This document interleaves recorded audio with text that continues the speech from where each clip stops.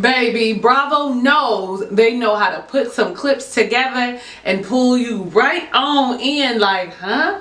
What? She got that rich girl, LA vibe. She whip it good in her daddy's 95. Rough sex on the bedroom floor. Hop in the shower, she begging for more. Do not disturb on the hotel door. Waking the neighbors. All I want is champagne and sunshine. We are reviewing The Real Housewives of Potomac, season number 4, episode number 3, Hot Mic. Okay, so listen, let's just talk about it. I mean, Uncle Lump's party was probably the best part of the whole episode, so we're gonna just fly by everybody else real quick like, okay? So when this episode opens up, they give a snippet of Uncle Lump's party, and we all like, what happened? Rewind, what they say? Child. Then they rewind 1 week before. So Ashley's mom comes for a visit. She talks about how she's trying to eat better because she wants to have this baby. Michael's on his Peloton, and then boom, they're eating. Michael comes in, they embrace. Ashley becomes super dramatic. Oh, it's the first time you guys hug in a long time. Girl, sit down. What are we crying for? They're grown adults. If they don't get along, they don't get along. They're not fucking each other. You know that? Ashley, come on. I know we want it to be harmonious in our household, but sometimes we just be doing too much. Then we see Candice visit Ashley at their restaurant, at Michael's restaurant. They sit down for a chit chat. It's the first time Ashley has seen Candice since the wedding. And so they do a little catching up, and Ashley again starts talking about how she's trying to eat better. And after 30, she wasn't going to drink anymore, and especially now while she has this baby. But of course, like Candice, we all saw that what Ashley was putting that Corona up to her mouth. But you know, listen, I guess Corona's not real alcohol.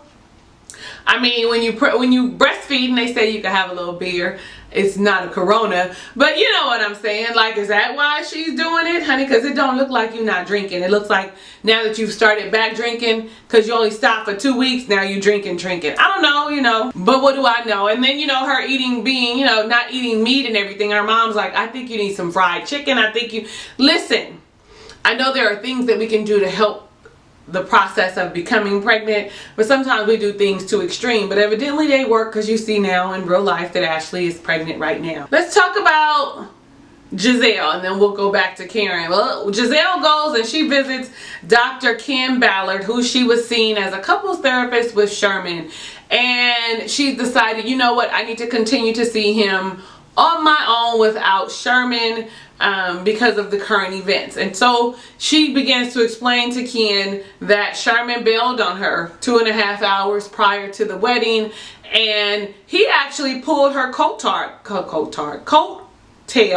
and said, so what, you're done? We're done with him? He's out of the picture? Where did the love go? It all just evaporated all automatically. So yesterday, last week, you guys were working towards, you think you were in a good place, and now it's gone. How does that work? How do you process that? What is it that you do? Because that's unrealistic, Gizelle. I mean, let's just be honest. And I'm gonna be honest, as a Virgo, honey, that's what we do. We will cut you off on the outside. On the inside, we will be tore up. I don't know if any other Virgos will agree with me, but I'm gonna just tell you from my standpoint and the ones that I know intimately, we will cut you off.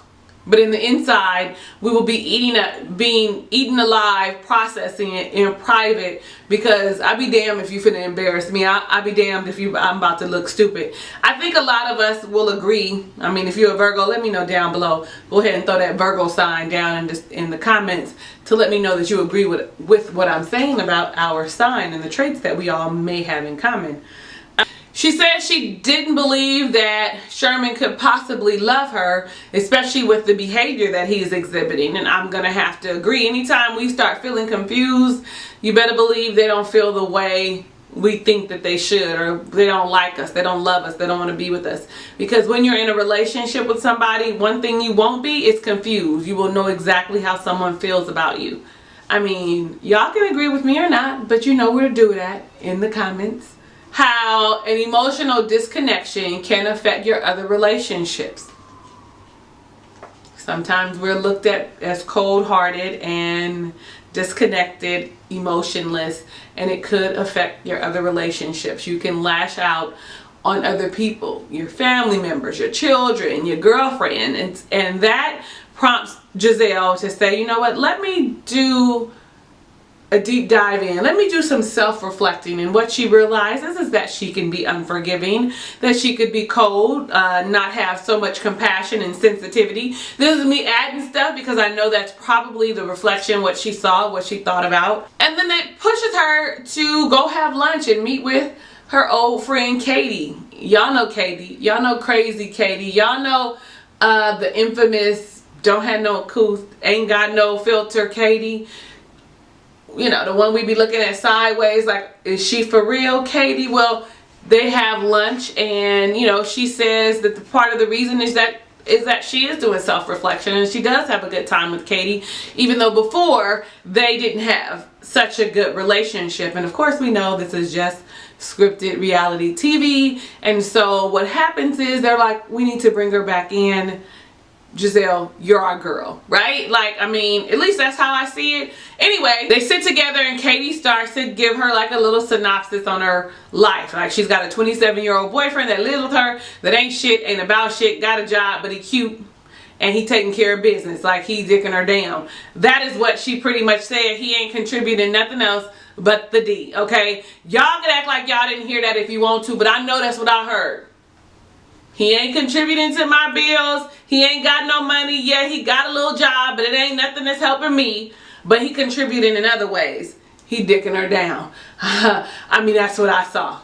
And sometimes I guess that's what you need when you got enough money to take care of everything else. You just need a little D. I don't know if I'm gonna ever be that girl, but y'all know what I'm talking about. Okay, so we briefly see Candice after the wedding, and you know, Chris is like, okay, we're gonna hold off on the honeymoon because I'm tired. We're gonna postpone it. Well, probably because mommy didn't pay for the honeymoon. That's why we're not having it. Because look at the little piggy bank on the side. I don't know if that's enough money in there. But what do I know? I didn't have a honeymoon either.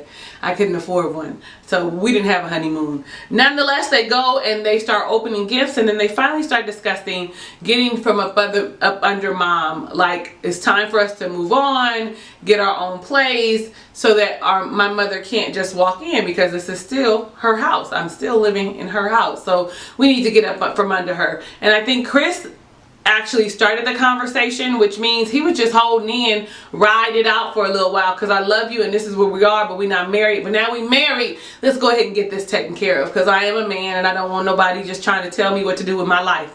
I've been respectful. Thanks.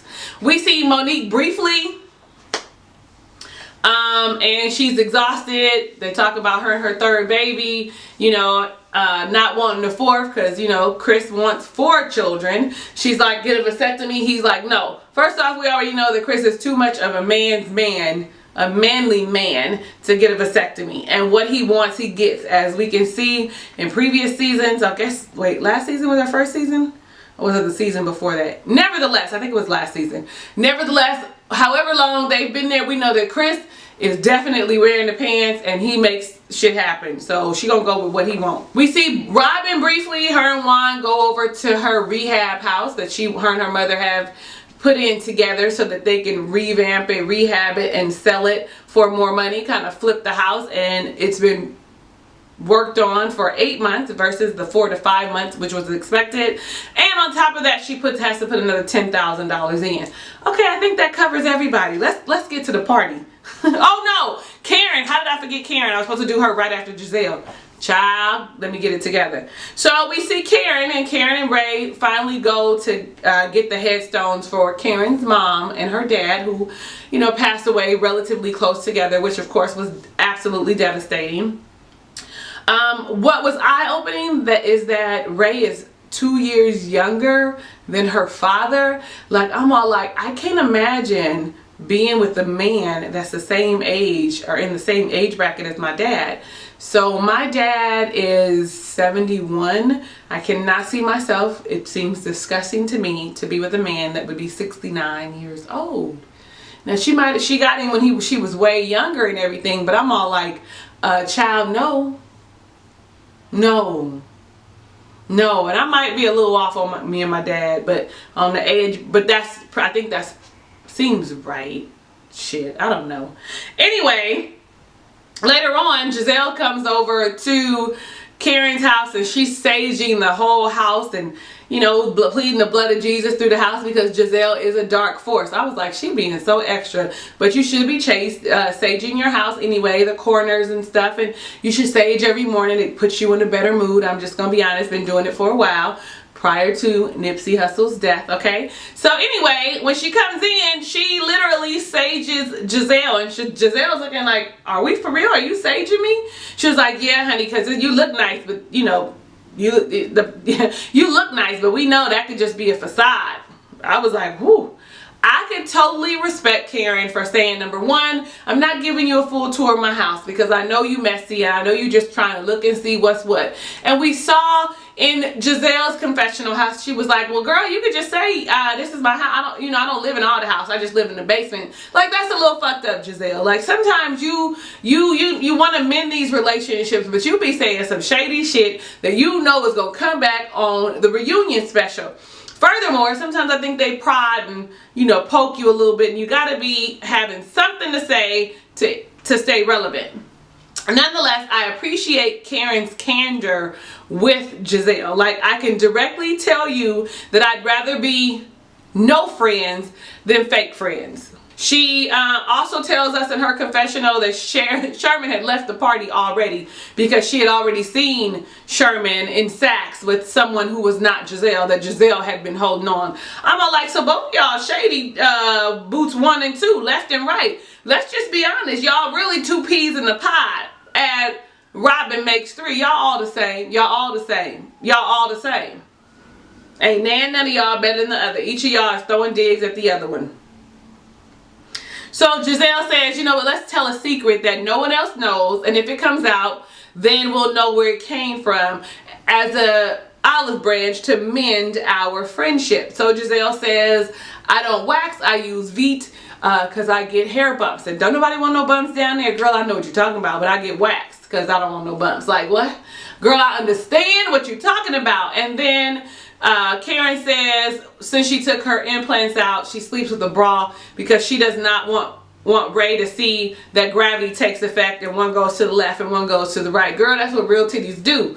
Real titties do that, but you got him when you were younger and you were hot and you were flying and all of that shit. So I get it. I can totally understand that. Child, my battery is dying. I hope it don't die on us. Okay, so let's get to Uncle Lump's party. This is what we want to talk about anyway. It's at L&L restaurant, I think, or L2 restaurant. I'm not sure. Can't remember. But Ashley says she's concerned that Michael might say something offhanded. Like, she's concerned that he's going to speak out of turn, say something out the side of his neck, say something inappropriate because Michael is known for that shit, okay? Michael's low-key like a bitch, a bitch. He messy, okay? Well, let's keep going. Anyway, Candice puts her Chris on blast and say, you know, because they asked, well, how was the wedding night? And she was like, wedding morning. And he like, whoop, wop, wham, like he real quick. Like, you didn't put him on blast that y'all have quickies. Like, but not intentional quickies. Like, he come too fast. Like, girl, you got to be careful. You can't put your man on blast like that. Even though you kind of low-key saying, my snatch is good, honey. Makes him come quick. He can't even last. I hear you, girl. But he could have just been tired. Karen and Monique don't come to the birthday party because, you know, they're like, why would I entertain? Ashley's really hoping that they would have because it would have been a great place to hash out their differences. No, it wouldn't have. Why the fuck do these women always think that it's okay to sit around together in a place, you know, open or with all of them to hash out the differences? One-on-one conversations are the best route to go when trying to hash out your differences, like Gizelle and Karen did. We know they really friends still, right? I didn't like Robin's pink hair. And then, you know, the snippets that they gave us in the beginning, it was put into context.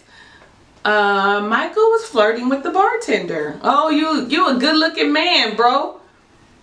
I don't know many men that tell another man that they are a good-looking man. And oh, what was it? you're fucking rock hard. Though that's fucking rock hard. Now, we know that he's talking about his muscles because he was complimenting him on his body, but nonetheless, it was still very much inappropriate. And it just keeps going back to the fact that Michael has an affinity for men. I really believe Ashley knows that Michael has an affinity for men, and it comes out when he's drinking horribly. We see Katie. She arrives and puts her foot right in her mouth, not knowing that Candice's husband is there. She says, had I known you 4 or 5 days prior, I would have told you don't do it. And then have to clean it up. You know, that's not nothing in respects to you. Congratulations. Woo! 4 to 5 days. Girl, sometimes you just need to be quiet. Check the room. Read the whole room before you say, I would have told you not to do it. Her husband was right there, which is kind of awkward that he's around with all the girls and he's the only guy. You know, he did say when he came in, where the other fellas, where the husbands, where's Ron? Like, where's Ron? Where's Juan? You know, and he's like, he's not here, you know, because, you know. Anyway, Candice and Katie have a little exchange, and we hear Candice say to Katie, oh, you're only child? That means you get the inheritance on your own. What? And then she tried to clean it up like, no, you get everything on your own, like the love, everything. You don't have to share it with anyone else because, you know, she has a brother and a sister. But nonetheless, it was not appropriate to say, like, girl. Gizelle had to say, well, what do you mean by that? That she gets to keep the inheritance? Like, child, it was too much. Ashley goes over to her Michael and she talks about asking if he had talked to Uncle Lump and the awkwardness, and Michael says, yeah, we had a conversation and we're okay, right? But this is when it gets really good. 4 hours later, they're partying until 4 o'clock in the morning. So the producers are no longer filming, right? Bravo's no longer filming. This is all from Robin's phone. Everybody is litty, right? The situation is going up. Everybody's drunk and having a good time, free-spirited, everything. Now we know that Michael has a thing for Juan. Like, he always wants Juan around. Honey, baby. And in the Snapchat video or Instagram video, Michael is saying, Juan's my man. I like Juan. I love Juan. Juan's my man. And he was like, Robin's like, he loves me too. She was like, yeah. He was like, yeah, but that's my man. I love Juan. Like, of course, that feels a little questionable to Robin. I mean, did it feel questionable to you? Did you think it was harmless? Because, baby, I did not. I did not. Especially when she comes on and later in her confessional says, and I tried to get it out of my mind. I heard him say, yes, I'd suck his dick. Bitch, I'm through. And so because it was Robin's like, I'm trying to get it out of my mind. He's specifically talking about Juan? Y'all help me out. Is that what y'all heard? Did you read that same shit? Nigga, what? See, he has an affinity for men. Now, to each their own. I don't care what your preference is, but listen, don't pull somebody else in. Don't have Ashley thinking that you're in love with her and really she's a beard. You know what I'm saying? Like, I don't know. Like, be honest. And maybe Ashley does know that her husband has an affinity for men and likes to be toyed with from behind. Maybe she knows, and that's something that's none of our business. But Michael needs to either own it. Ashley needs to own it and let us know and let it make it plain. Otherwise, we side-eyeing looking like you doing some sneaky shit. I don't know. Tell me, you guys, what do you think about this episode? I am your girl, Talisa Rae. Thank you so much for watching my review of The Real Housewives of Potomac Season 4, Episode 3. Let me know what you think about this episode down below in the comments. Because, honey, baby, I need to know. I'm nosy. Throw a sun up because you are a ray of sunshine. Just go ahead and drop it just because. If it's your first time visiting my channel, don't forget to click the red subscribe button and become a ray of sunshine. Also, click the notification bell and you'll be alerted when I upload new videos. For me, thumbs up because you like me and I know it's real. Hugs and kisses and lots of love. I'll catch you on the next video.